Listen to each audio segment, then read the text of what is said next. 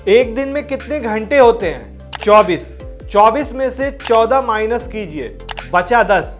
अब 10 में से 2 माइनस कीजिए, क्योंकि अमूमन 2 घंटे ऑफिस आने जाने में लगते हैं। अब बचा 8। यानी कि अगर आप कर्नाटक के बेंगलोर में किसी आईटी हब में काम कर रहे हैं तो एक दिन में काम के अलावा जो टाइम आपको मिलेगा वो होगा 8, मतलब 8 घंटे आपको मिलेंगे। इन 8 घंटों में आपको सोना भी है, खाना भी है और सारी चीजें करनी है। दरअसल ये बिल कर्नाटक असेंबली में पेश हुआ है। देश भर में 14 घंटे काम करने के बिल को लेकर चर्चा जोरों पर है। कर्नाटक में सॉफ्टवेयर प्रोफेशनल्स को हर रोज 14 घंटे काम करवाने से जुड़े बिल पर बहस काफी तेज होती जा रही है। बीजेपी लगातार सिद्धारमैया सरकार पर हमलावर है। इसी बीच सरकार को भी बैक फुट पर देखा जा रहा है। क्या सच में आईटी कर्मचारियों के लिए रोज 14 घंटे काम करने के बिल पर कर्नाटक सरकार पीछे आ रही है और पूरा मामला क्या है? चलिए समझते हैं पूरी कहानी।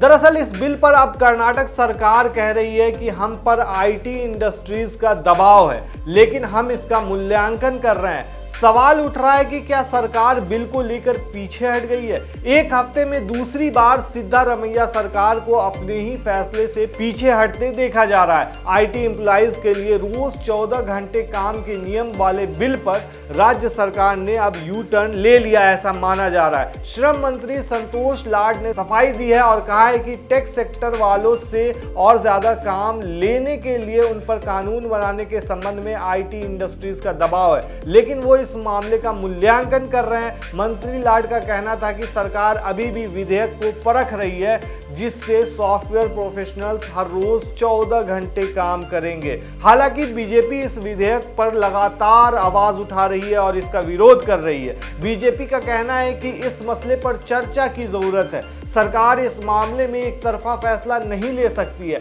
आईटी क्षेत्र के कर्मचारी और ट्रेड यूनियन ने पहले ही इस कदम का विरोध किया है और इसे गलत बताया है। विरोध के चलते सरकार इस बिल पर किसी नतीजे पर अब तक नहीं पहुंच पाई है।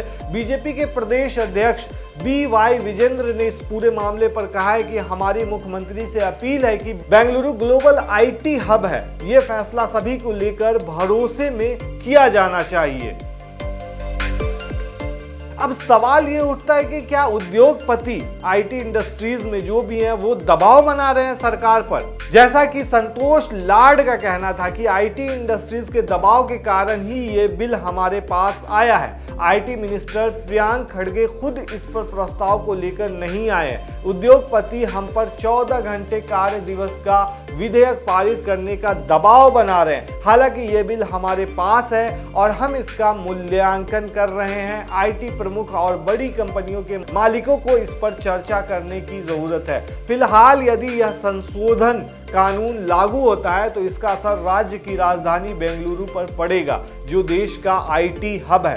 अब ये समझने वाली बात है कि आईटी कर्मचारियों में नाराजगी तो देखी ही जा रही है। सवाल ये उठता है कि इस पर चर्चा पहले क्यों नहीं की गई और ये बिल सार्वजनिक डोमेन में कैसे आ गया और इसको कैसे किया जा सकता है कि इससे देखा जाए तो इस पे एक बहस वाला मुद्दा है कि किस तरीके से, जिस तरीके से कर्मचारियों में नाराजगी देखी जा रही है, तो इसको समझने की ज़रूरत है और उनसे राय लेने की ज़रूरत है। मंत्री ने ये बात भी कही है कि आईटी कंपनियां मालिकों और निवेशकों को आगे आकर कार्य और जिंदगी के बीच संतुलन के मुद्दे पर चर्चा करनी चाहिए। आईटी प्रमुख इस बारे में बात क्यों नहीं करते?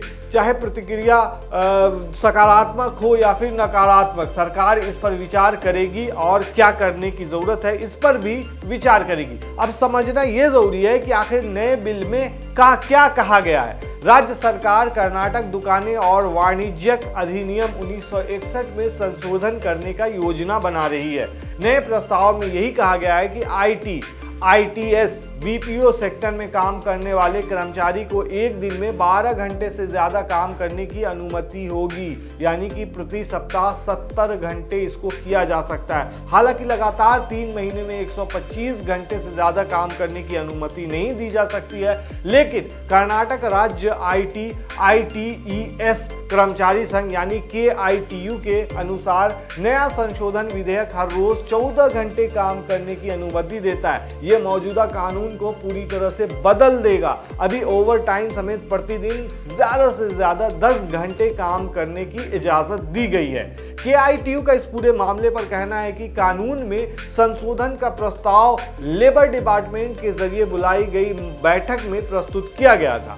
IT कर्मचारियों के निजी और सामाजिक जीवन के मुद्दे पर उन्होंने ये कहा कि IT प्रमुखों और देश की बड़ी कंपनियों को इस पर चर्चा करने की जरूरत है, वे उस मुद्दे पर चर्चा के लिए आगे आएं। अब ये समझने वाली बात है कि कर्नाटक में इससे पहले भी हफ्ते में एक ऐसा बिल आया था जो बहुत ज्यादा विवादों में आ गया था। यानी कि कर्नाटक सरकार ने उस वक्त विवाद खड़ा कर दिया था जब प्राइवेट सेक्टर की नौकरियों में आरक्षण से जुड़े विधेयक को मंजूरी दी गई थी। अगर ये बिल कानून बनता तो कर्नाटक में कारोबार कर रही प्राइवेट कंपनियों को अपने यहाँ कन्नड़ भाषियों को 50% से लेकर 100% तक आरक्षण देना होता। हालांकि बाद में सरकार ने इस बिल पर रोक लगा दी। मुख्यमंत्री सिद्धारमैया का कहना है कि हम कन्नड़ समर्थक सरकार हैं और हमारी प्राथमिकता कन्नड़ लोगों के कल्याण को ध्यान में रखना है। राज्य के श्रम विभाग द्वारा तैयार किए प्रस्तावित विधेयक में दावा किया गया था कि संबंधित नौकरियां मुख्य रूप से उत्तरी राज्य के लोगों को दी जा रही है। हालांकि इसकी घोषणा के बाद नाराजगी और विरोध पैदा हुआ तो विधेयक को ठंडे बस्ते में डाल दिया गया। कर्नाटक से पहले हरियाणा और आंध्र प्रदेश जैसे राज्यों में भी प्राइवेट सेक्टर में स्थानीय लोगों के लिए इसी तरह के आरक्षण लागू करने की कोशिश की गई थी। कानून और राजनीतिक चुनौतियों के कारण हरियाणा और आंध्र प्रदेश में कानून लागू नहीं हो पाया है। लेकिन सवाल यही उठता है कि क्या एक दिन में जो लोगों के पास 24 घंटे होते हैं और 24 घंटे में से अगर वो 14 घंटे ऑफिस के काम में लगे रहेंगे तो उनके पास बचता है सिर्फ 10 घंटा। 10 घंटा भी नहीं कह सकते हैं, आप ये कह सकते हैं कि ट्रैवलिंग और ये सब को लेकर के 2 घंटे उसमें निकल जाते हैं, तो आपके पास 8 घंटे बचते हैं और 8 घंटे में आपको सारी चीज़ें करनी होगी। क्या ये पॉसिबल है? क्या ये नहीं कहा जा सकता है कि इंसान है या फिर रोबोट भी अगर ज़्यादा देर काम करता है तो उसको भी जो है चार्ज करने की ज़रूरत पड़ जाती है और एक दिन में 14 घंटे काम करना ये शायद पॉसिबल नहीं है और ये चीज़ें समझने की ज़रूरत है। ये चर्चा का सच में विषय है, इस पर गहन विचार होना चाहिए। और आप क्या कहते हैं दोस्तों इस मामले पर हमें कमेंट में ज़रूर बताएं।